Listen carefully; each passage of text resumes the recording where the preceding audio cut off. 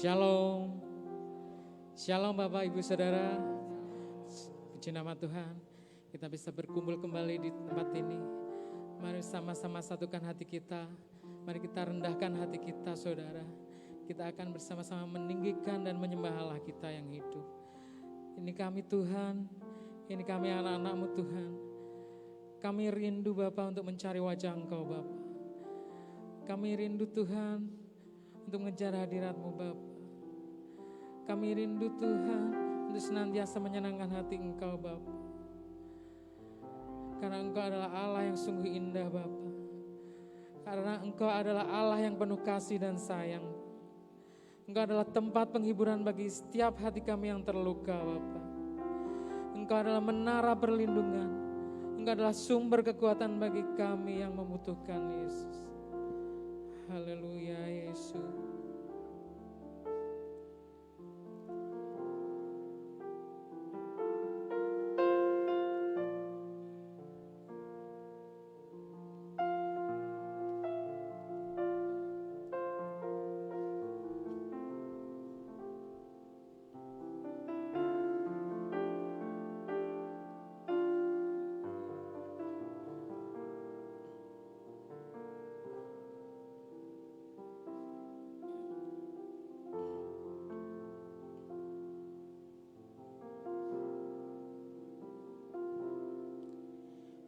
Cari wajah-Mu, temukan kasih-Mu. Kau bukan Tuhan yang jauh dariku.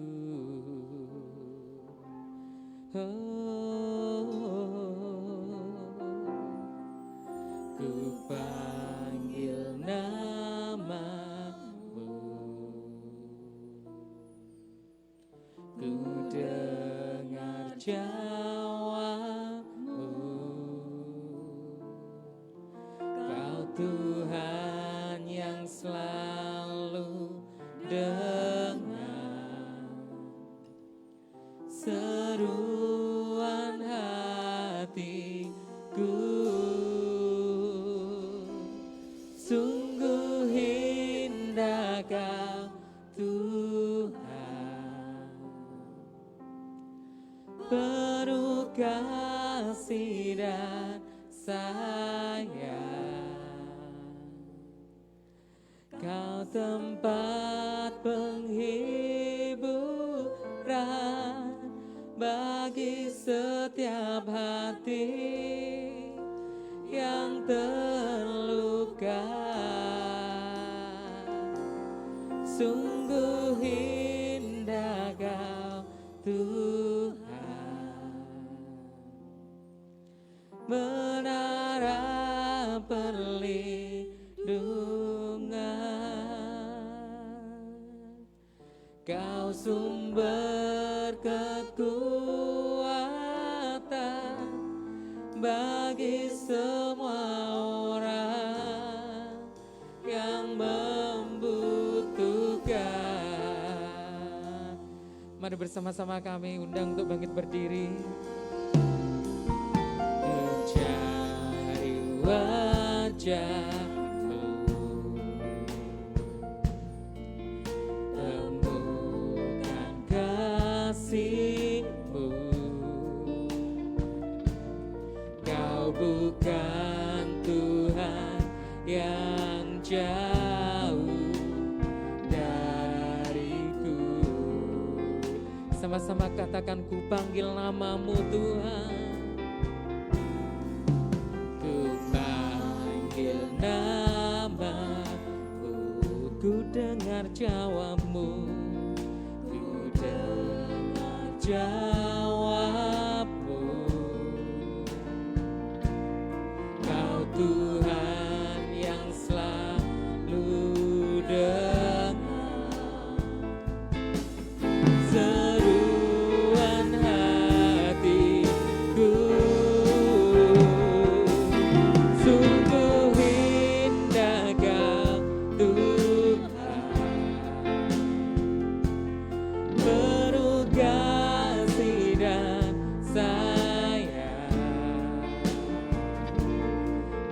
tempat penghiburan bagi setiap hati yang terluka. Sungguh indah Kau Tuhan, menara perlindungan. Kau sumber kekuatan bagi semua orang yang membutuhkan. Sungguh indah Kau Tuhan, penuh kasih dan sayang. Kau tempat penghiburan bagi setiap hati yang terluka. Sungguh indah Kau Tuhan, menara perlindungan.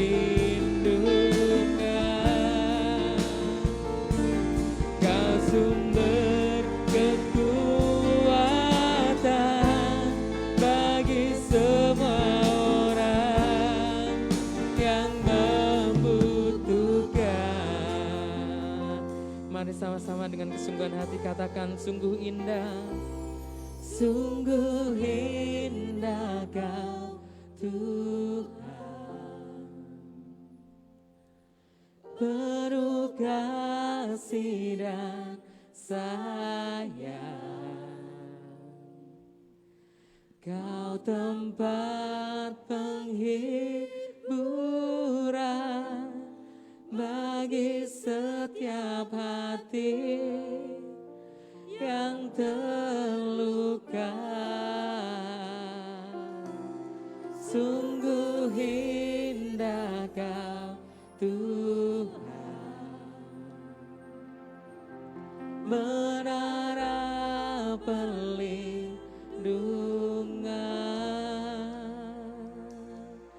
Kau sumber kekuatan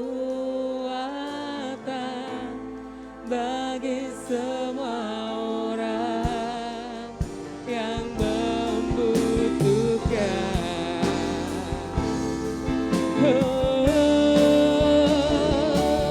Sungguh indah Kau Tuhan, penuh kasih dan sayang. Kau tempat perlindungan bagi setiap hati yang terluka. Sungguh indah Kau Tuhan,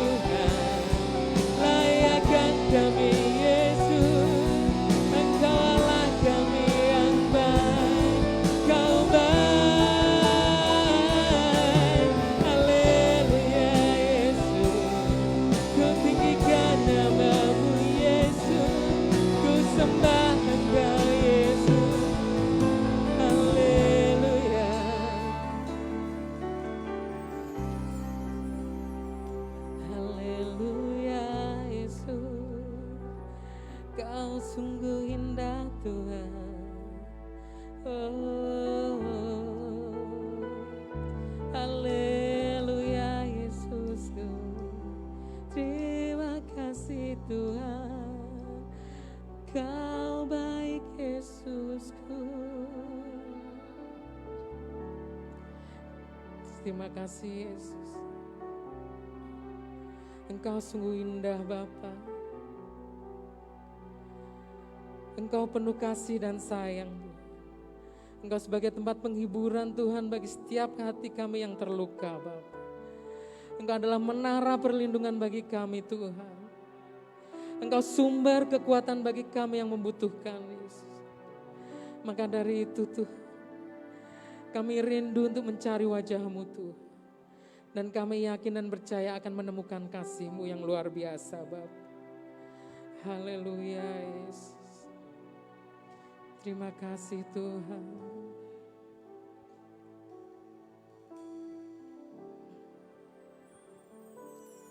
Sungguh indah Kau Tuhan, penuh kasih dan sayang. Kau tempat penghiburan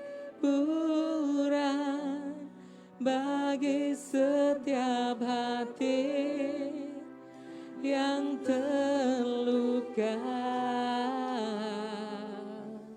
Sungguh indah Kau Tuhan, penuh perlindungan. Kau sumber kekuatan bagi semua orang yang membutuhkan. Sungguh indah Kau Tuhan, penuh kasih dan sayang. Kau tempat penghiburan bagi setiap hati yang terluka. Sungguh indah Kau Tuhan, menara perlindungan. Kau sumber kekuatan bagi semua orang yang membutuhkan. Sumber kekuatan, sumber kekuatan, sumber kekuatan bagi semua orang yang membutuhkan. Beri sorak-sorai yang meriah buat Allah kita. Haleluya Yesus, haleluya Allahku. Ini kami Tuhan, anak-anak-Mu di tempat ini Bapa. Kami siap untuk memuji dan membesarkan nama Engkau Bapa. Yang siap untuk memuji nama Tuhan sama-sama katakan amin. Beri sorak-sorai sekali lagi buat Allah kita. Haleluya. Shalom. Shalom. Ada sukacita pagi hari ini saudara. Haleluya. Saudara setuju kalau Allah kita adalah mempunyai kasih yang tidak pernah berkesudahan. Amin. Mari nyanyikan kasih Allah tidak pernah berkesudahan.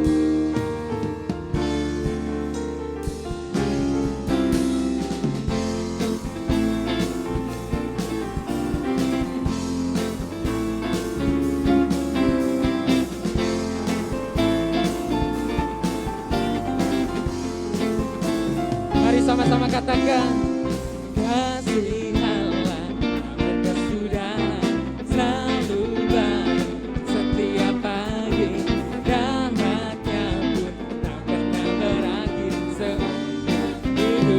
katakan kasih Allah, kasih Allah tak berkesudahan, selalu baru setiap pagi, rahmatnya pun tak pernah berakhir hidupku. Dengan sukacita ku kan nyanyi, dengan sorak-sorai memuji, ku naikkan pujian.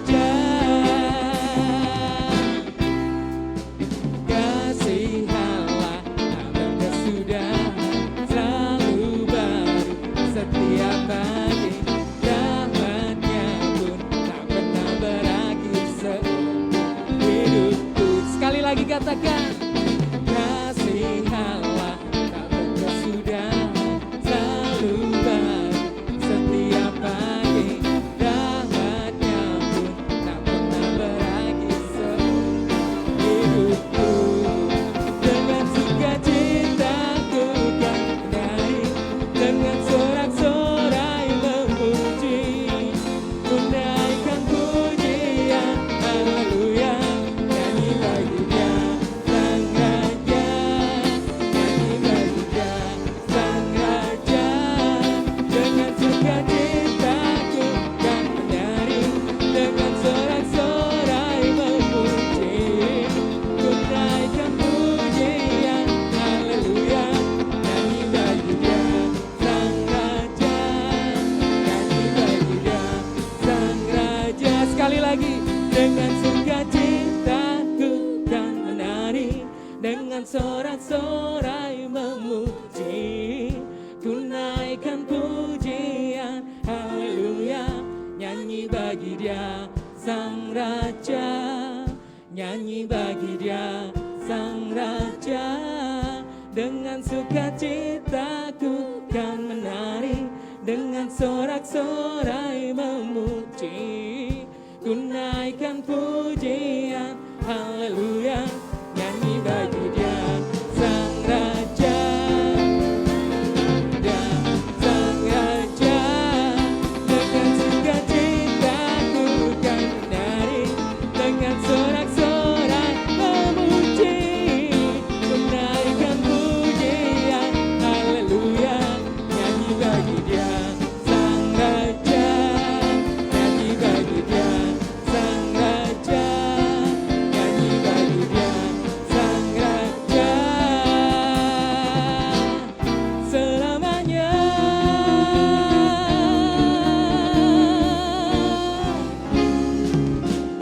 Beri sorak-sorai bang meriah buat Allah kita.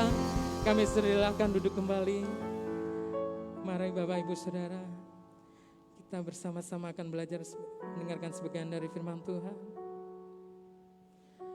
Kami berikan waktu untuk kita renungkan betapa baiknya Allah kita kepada kita.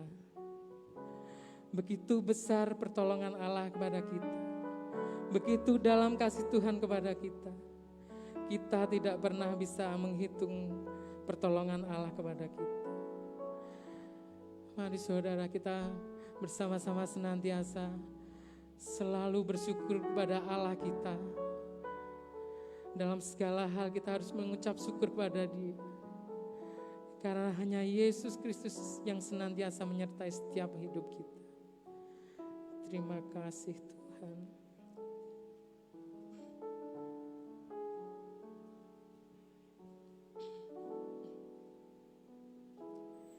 Engkaulah jalan yang sempurna, janjimu murni bagai emas perak, perisai berlindungan, keselamatanku.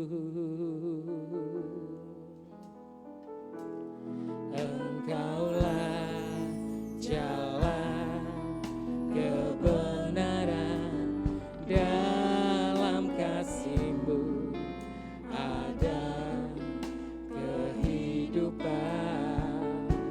penolong yang setia di dalam kesesakan.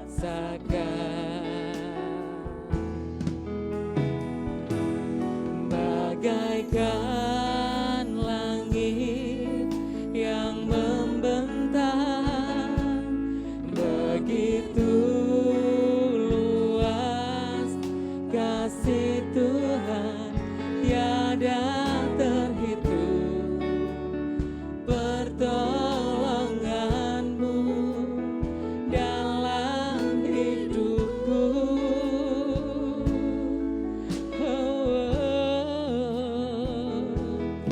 Bagaikan dalamnya samudra,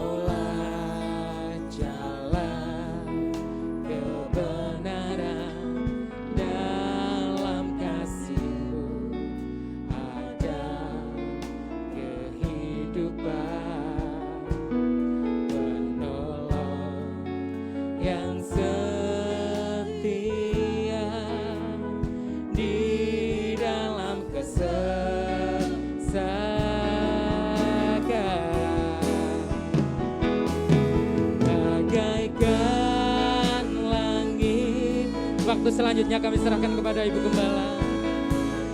Begitu luas kasih Tuhan, tiada terhitung pertolonganmu dalam hidupku.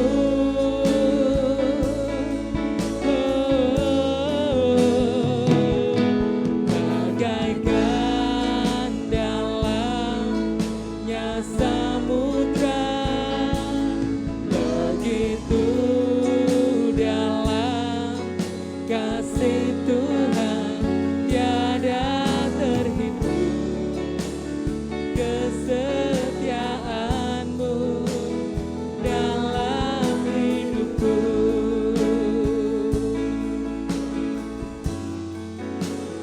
Tiada terhitung pertolonganmu, tiada terhitung kesetiaanmu, tiada terhitung pertolonganmu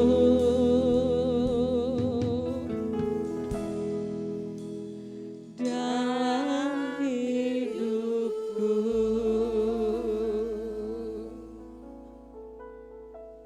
Benar Bapa, kami rasakan kebaikan pertolongan-Mu. Tidak dapat kami hitung dalam setiap hidup kami. Terima kasih Allahku.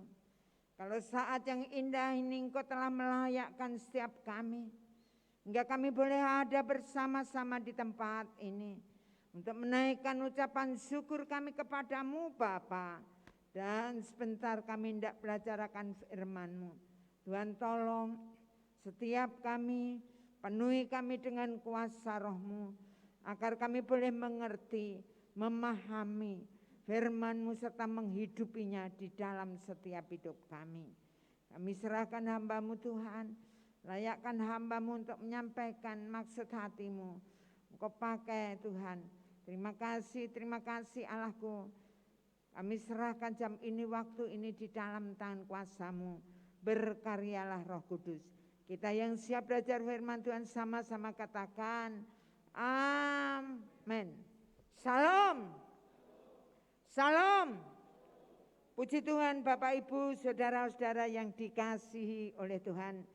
Kita bersyukur karena kebaikan Allah yang dilimpahkan dalam setiap hidup kita. Hingga kita boleh ada di tempat ini. Amin. Mari kita langsung aja membuka kitab kita. Dalam Galati pasal 5 ayat 22 sampai dengan 23. Kita akan baca bersama-sama dalam hitungan yang ketiga. Saya ulang. Galati 5 ayat 22 sampai dengan 23.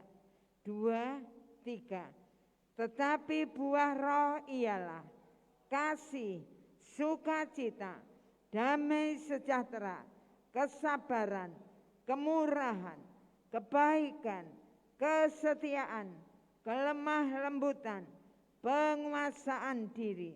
Tidak ada hukum yang menentang hal-hal itu. Amin.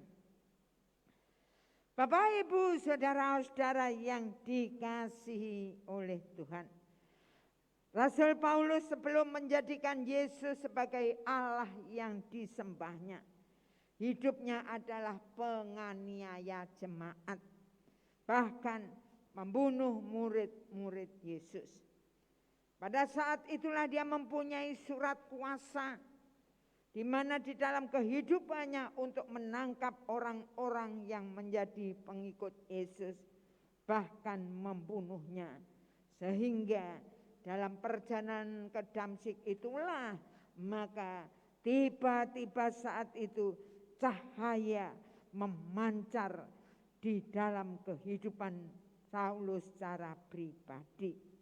Nah, Bapak Ibu saudara-saudara yang kasih dalam Tuhan, di mana pada saat itu ada suara dari surga berkata, Saulus, Saulus, mengapa engkau menganiaya aku? Maka jawab Saulus saat itu, siapakah engkau Tuhan? Kemudian ada suara lagi berkata dari surga, "Akulah Yesus yang kau aniaya." Nah, Bapak Ibu saudara-saudara yang kasih dalam Tuhan, pada saat itulah Rasul Paulus akhirnya mengalami kebutaan di dalam kehidupannya secara pribadi. Selama 3 hari 3 malam dia tidak bisa melihat.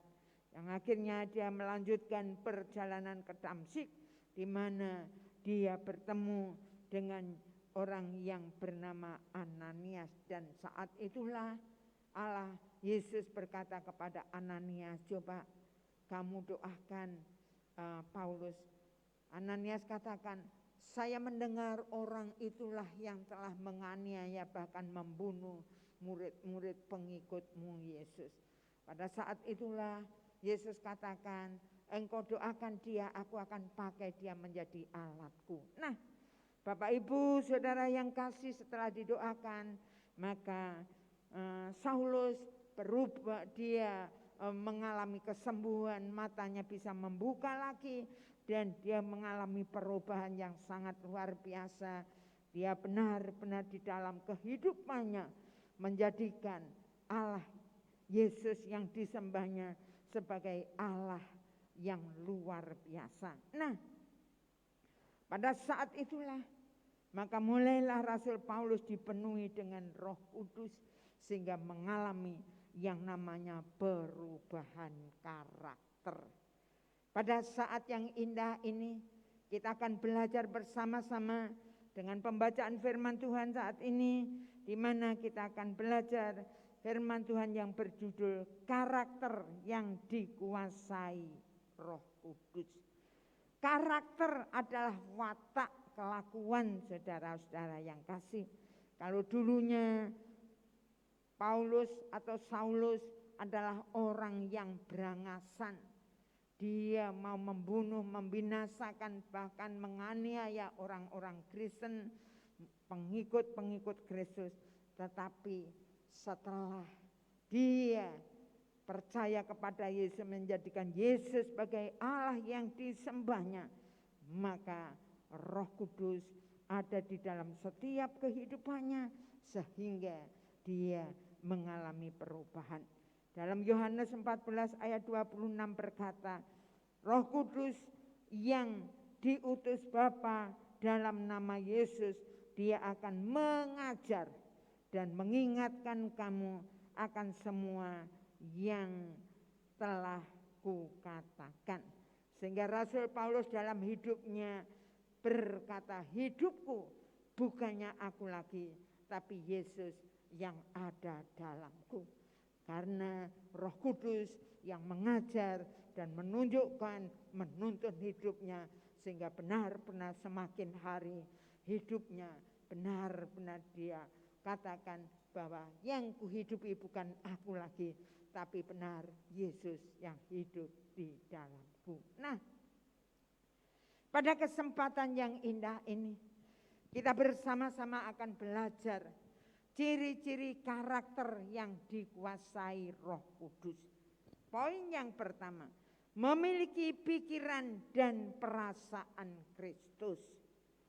Filipi 2 ayat 5 berkata, "Hendaklah kamu dalam hidupmu bersama menaruh pikiran dan perasaan yang terdapat juga dalam Kristus Yesus." Sungguh luar biasa. Hendaklah setiap orang percaya yang mengakui Yesus sebagai Allah dan Juru Selamat di dalam kehidupannya menaruh pikiran dan perasaan yang terdapat dalam Yesus Kristus. Nah, bagaimana dengan kehidupan kita? Bapak, Ibu, Saudara dan saya di dalam setiap hidup kita masing-masing.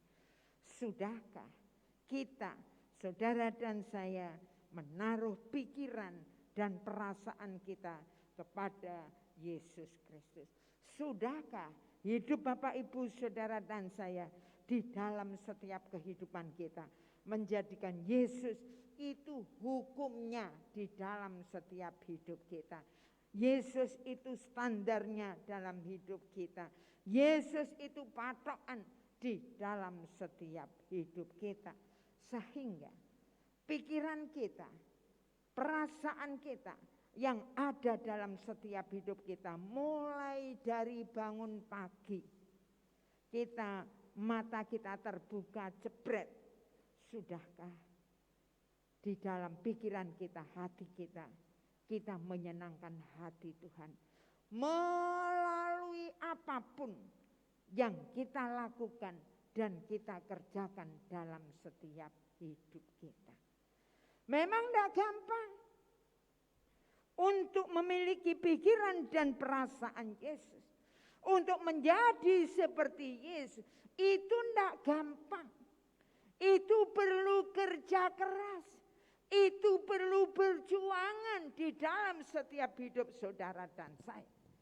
Karena jujur aja, keinginan kita di dalam setiap kehidupan kita pastinya selalu mengingini apa yang kita inginkan terpenuhi menurut kita. Tapi marilah kita mulai belajar di dalam setiap kehidupan kita.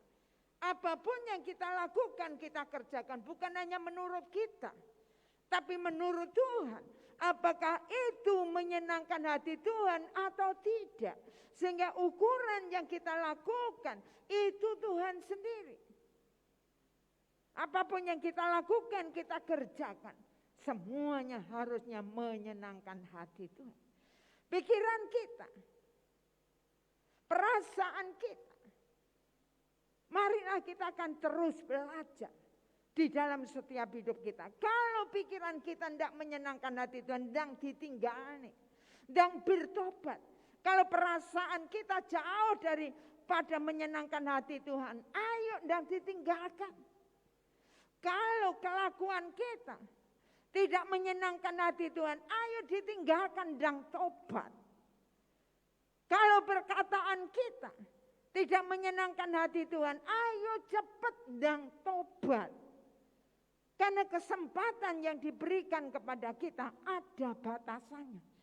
Kita nggak tahu kapan waktunya batasan itu berakhir dalam hidup kita. Dan untuk itulah mari kita bersama-sama dalam setiap hidup kita. Kalau kita mau ngecek diri kita masing-masing, sudahkah karakter kita dikuasai Roh Kudus? Kita akan melihat pikiran kita, hati kita, apa yang kita lakukan dalam kehidupan kita, sudahkah itu menyenangkan hati Tuhan? Kalau benar di dalam kehidupan kita sudah menyenangkan hati Tuhan melalui seluruh kehidupan kita, maka karakter kita dikuasai oleh Roh Kudus. Tapi enggak gampang. Kita harus berjuang. Kita harus berusaha di dalam setiap hidup kita. Mulai dari hal yang kecil yang kita pikirkan. Mulai dari masalah yang kecil. Mulai dari perasaan-perasaan kita. Ayolah kita bersama-sama mulai terus jujur. Mengoreksi terus di dalam setiap kehidupan kita. Sehingga benar-benar kita menghidupi Yesus secara nyata dalam setiap hidup kita. Sehingga Bapak, Ibu, Saudara dan saya memiliki pikiran dan perasaan Yesus. Mari kita akan bersama-sama terus merenungkan, terus melihat di dalam setiap hidup kita. Sehingga kita tidak melewatkan setiap kesempatan yang Tuhan berikan dalam setiap kehidupan kita. Mari Bapak, Ibu, Saudara-saudara yang kasih. Sehingga hidup Bapak, Ibu, Saudara dan saya semakin hari semakin seperti Yesus. Yang setuju katakan amin. Yang setuju katakan amin. Mari kita akan belajar bersama-sama di dalam setiap hidup kita. Memiliki pikiran dan perasaan Kristus. Poin yang kedua, di mana kalau karakter kita dikuasai Roh Kudus, poin yang kedua yaitu memiliki karakter dewasa. Dalam 1 Korintus pasal 13 ayat yang 11 dikatakan, ketika aku kanak-kanak, Aku berkata seperti kanak-kanak. Aku berpikir seperti kanak-kanak. Sekarang sesudah aku menjadi dewasa, aku meninggalkan sifat kanak-kanak itu. Nah, memiliki karakter dewasa ini penting. Yang Allah mau dalam setiap hidup Bapak, Ibu, Saudara, dan saya. Bagaimana dengan kehidupan kita? Sudahkah kita, saudara dan saya, memiliki karakter anak-anak? Kita memiliki karakter dewasa, bukan anak-anak lagi. Nah, Bapak, Ibu, Saudara, kita akan melihat apa sih karakter anak-anak itu. Kok Allah katakan supaya kita berubah di dalam setiap kehidupan kita memiliki karakter dewasa. Nah, sifat anak-anak itu antara lain tidak mandiri. Anak-anak itu tidak bisa mandiri. Coba bayangkan kalau anak-anak itu lahir, dia nangis, apa bisa minum sendiri? Bisa? Tidak bisa. Dia perlu segala sesuatunya. Yang namanya anak-anak itu selalu perlu orang lain. Nggih napa nggih? Nggih napa nggih? Anak-anak itu selalu perlu orang lain. Dia tidak bisa mandiri di dalam kehidupannya. Dia bergantung kepada yang namanya orang lain. Nah, Bapak, Ibu, saudara-saudara yang dikasihi oleh Tuhan, Allah mau dalam hidup saudara dan saya memiliki karakter dewasa di dalam kehidupan kita. Kita hanya harus bergantung kepada Allah yang kita sembah. Amin. Amin. Amin. Kita hanya bergantung kepada Allah yang kita sembah. Kadangkala kita lupa bahwa kehidupan kita masih bergantung kepada yang lain. Di mana kehidupan Bapak, Ibu, Saudara, dan saya contoh aja, contoh. Kalau di dalam kehidupan kita tidak memiliki uang, kadangkala dalam kehidupan kita merasa kecewa, merasa susah. Betul? Betul? Betul? Nggih napa nggih? Nah, hidup kita bergantung kepada uang. Kadang hidup kita bergantung kepada yang lainnya. Hidup kita bergantung kepada kesehatan kita. Hidup kita bergantung kepada hal-hal yang lain. Kita nggak bisa mandiri. Kita nggak bisa mempercayai Yesus bergantung sepenuhnya kepada Dia. Hidup kita seringkali bergantung pada situasi dan kondisi. Sehingga hidup kita gampang berubah-ubah. Dan yang Allah mau dalam hidup Bapak, Ibu, Saudara, dan saya di dalam setiap kehidupan kita. Kita mandiri. Tidak seperti anak-anak yang hidupnya tidak mandiri. Tapi marilah kita akan bergantung kepada Allah sepenuhnya. Yang kita sembah di dalam setiap kehidupan kita. Sehingga hidup Bapak, Ibu, Saudara, dan saya tidak bergantung pada situasi dan kondisi apapun yang Allah izinkan dalam setiap hidup kita. Tapi kita bergantung hanya kepada Allah yang kita sembah di dalam setiap hidup kita. Mari Bapak, Ibu, Saudara yang kasih, di dalam setiap kehidupan kita.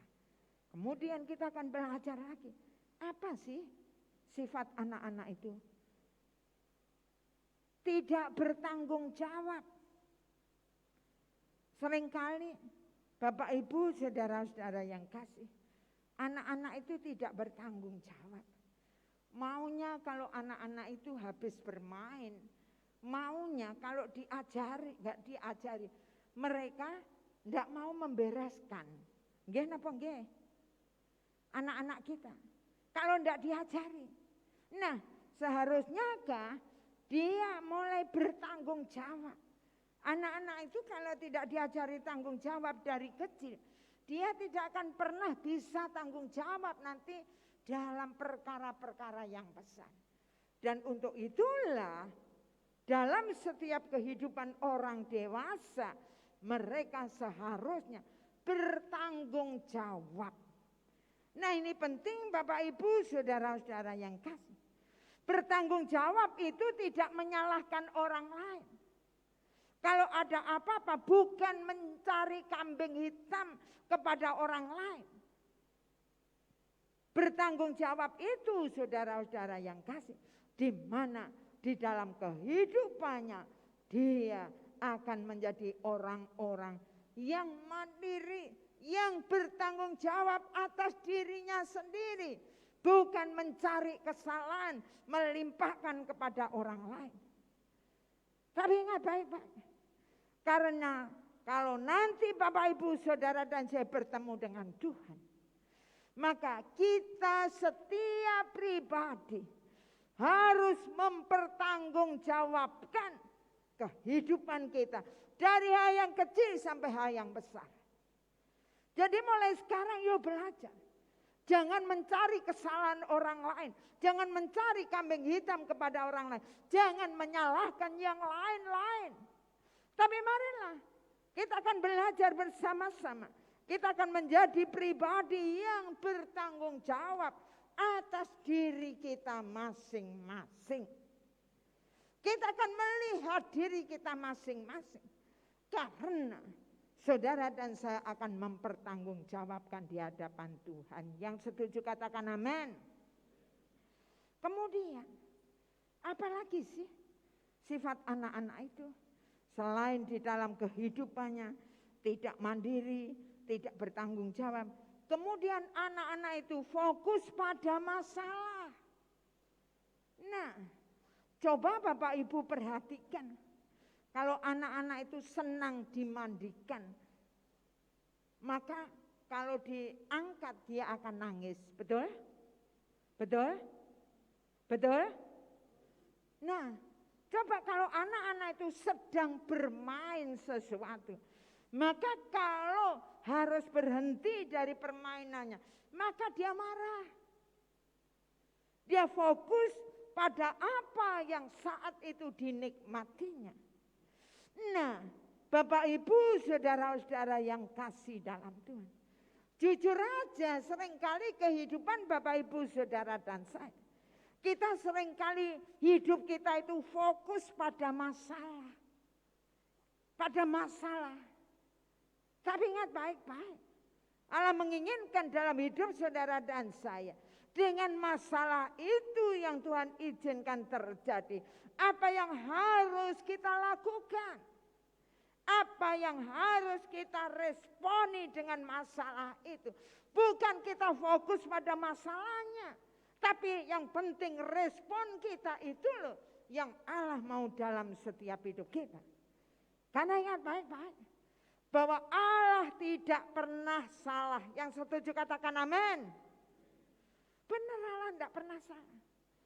Dan Allah tidak pernah mencelakakan hidup kita. Allah itu selalu baik dalam hidup kita. Amin. Amin. Amin. Nah tapi kalau yang terjadi atas hidup kita menurut kita tidak baik, ingat baik-baik bahwa itu Allah punya rencana melalui sesuatu itu supaya hidup saudara dan saya memiliki respon yang benar yang Allah mau dalam hidup kita. Mari Bapak Ibu saudara-saudara yang kasih. Sehingga hidup Bapak Ibu saudara dan saya tidak fokus pada masalah yang Allah izinkan terjadi di dalam setiap hidup kita. Fokus kita hanya kepada Allah yang kita sembah. Allah yang kita sembah. Kalau Bapak Ibu saudara dan saya fokus pada masalah, maka hidup saudara dan saya akan semakin terpuruk. Karena apa? Karena hidup saudara dan saya tidak melihat lagi kuasa Allah yang besar, pertolongan Allah yang dahsyat, yang nyata dalam setiap hidup kita. Kenapa? Fokus kita kepada masalah. Kita tidak akan merasakan bahwa Allah itu Allah yang besar, Allah yang dahsyat, Allah yang berkuasa. Gak akan merasakan. Kenapa? Fokus kita kepada masalah. Coba, kita akan belajar dalam setiap hidupnya. Yang kadang-kala kita tidak terasa bahwa kita seperti kanak-kanak. Tapi marilah, kita akan belajar bersama-sama di dalam setiap kehidupan kita. Kita akan menjadi di dalam setiap kehidupan kita menjadi memiliki karakter dewasa. Nah, selain fokus pada masalah, di mana sifat anak-anak itu seringkali yaitu tidak bijaksana memanfaatkan waktu. Nah ini, seringkali dalam setiap hidup kita tidak menyadari begitu pentingnya kita, saudara dan saya, memanfaatkan waktu sebaik-baiknya. Mari Bapak Ibu, kita jujur aja. Coba kita menggunakan gadget, menggunakan HP kita berapa lama dalam satu hari. Tapi berapa lama saudara dan saya berdoa membaca firman Tuhan di dalam setiap hidup kita? Enggak ada. Kita tidak bisa menggunakan waktu kita sebaik-baiknya. Marilah kita akan belajar menggunakan waktu dengan bijaksana. Mumpung masih ada kesempatan. Mumpung Tuhan berikan waktu di dalam setiap hidup saudara dan saya. Karena waktu kita akan terbatas. Nah mari Bapak Ibu saudara-saudara yang dikasihi oleh Tuhan. Kita akan melihat diri kita masing-masing.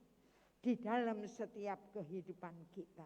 Sudahkah kita memiliki karakter dewasa? Jangan sampai di dalam setiap kehidupan kita. Karena firman Tuhan katakan, ketika aku kanak-kanak, aku berkata-kata seperti kanak-kanak. Aku berpikir seperti kanak-kanak. Sekarang sesudah aku dewasa, aku meninggalkan sifat kanak-kanak.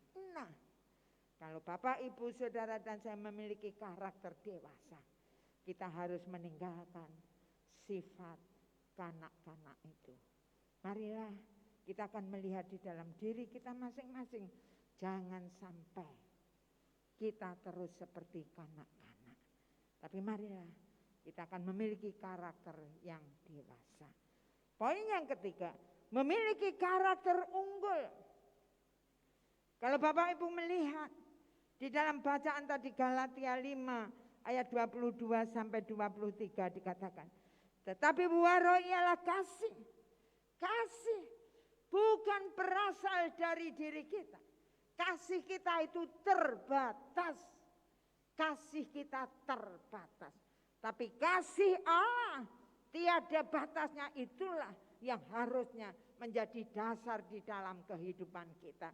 Sehingga kasih itu memberi, kasih itu tidak pamrih, kasih itu ada di ketulusan, kasih itu tidak menginginkan imbal balik. Nah, kemudian dikatakan saudara-saudara yang kasih, kasih sukacita, damai sejahtera. Kalau benar-benar kasih Allah, Allah mengasihi dalam kehidupan kita dan kasih itu menguasai hidup kita, maka dalam hidup Bapak Ibu Saudara dan saya akan merasakan terus-menerus di dalam hidup kita, yaitu yang namanya sukacita, damai sejahtera. Nah mari Bapak Ibu Saudara-saudara yang kasih. Kemudian kesabaran. Untuk hidup sabar itu harus perlu perjuangan. Karena seringkali dihadapkan masalah apapun, maka Bapak Ibu Saudara dan saya, seringkali kita enggak sabar. Nggih napa nggih? Tapi marilah kita akan belajar sabar. Karena kesabaran itu penting dalam setiap kehidupan kita. Bukan berarti enggak boleh marah. Kalau kita melihat hal yang enggak benar, hal yang enggak sesuai dengan kebenaran Allah, maka dalam setiap kehidupan kita berhak marah, berhak mengingatkan. tapi bukan dengan kata-kata yang menyakitkan. Karena kemarahan, kita boleh marah, tapi jangan sampai kemarahan kita menjadi berdosa, membuat kita berdosa, ataupun kemarahan kita simpan sampai matahari terbenam. Enggak boleh. Marilah kita akan belajar bersama-sama. Karena kalau kita melihat orang yang enggak cocok, enggak senang di YouTube itu, mereka bisa berkata-kata, bahkan mengata-ngatai bahasa kebun binatang itu keluar semuanya. Nah, benarkah dia orang yang dipakai Tuhan? Benarkah mereka penuh Roh Kudus? Kalau enggak cocok ya bilang aja enggak cocok, enggak usah kebun binatang keluar. Saudara-saudara yang kasih, hati-hati sekali di dalam setiap kehidupan kita. Karena seringkali kalau Bapak Ibu melihat YouTube banyak mereka yang enggak senang, enggak cocok, mengata-ngatai. Saudara-saudara yang kasih, hati-hati. Kalau ada Nabi ke-26, hati-hati kata-katanya. Apakah dia penuh Roh Kudus? Kita lihat, kita dengar omongannya.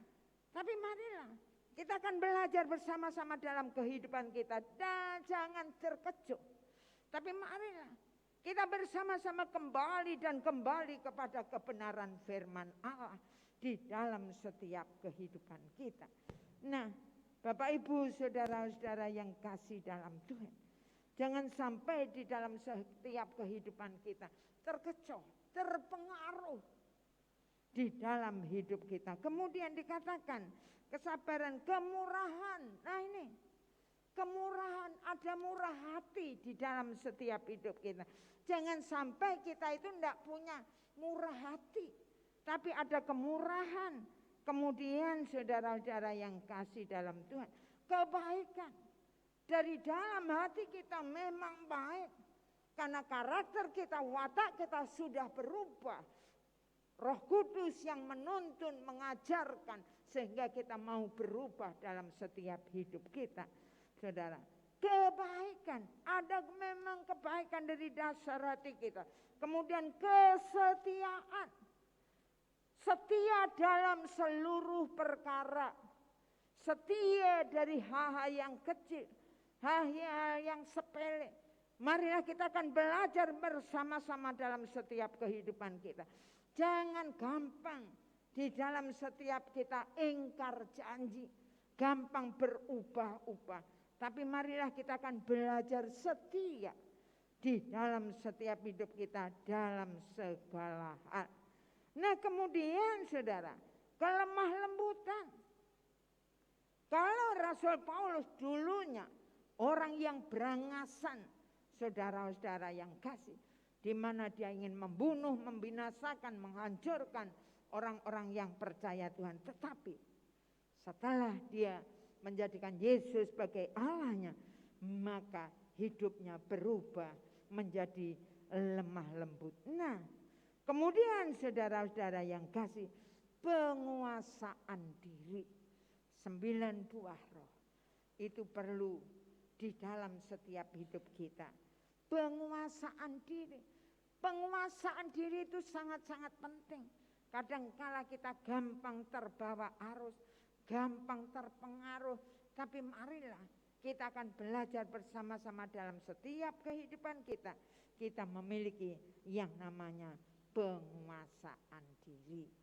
Nah, Bapak Ibu saudara-saudara yang kasih dalam Tuhan, kita akan lihat bersama-sama pada saat yang indah ini.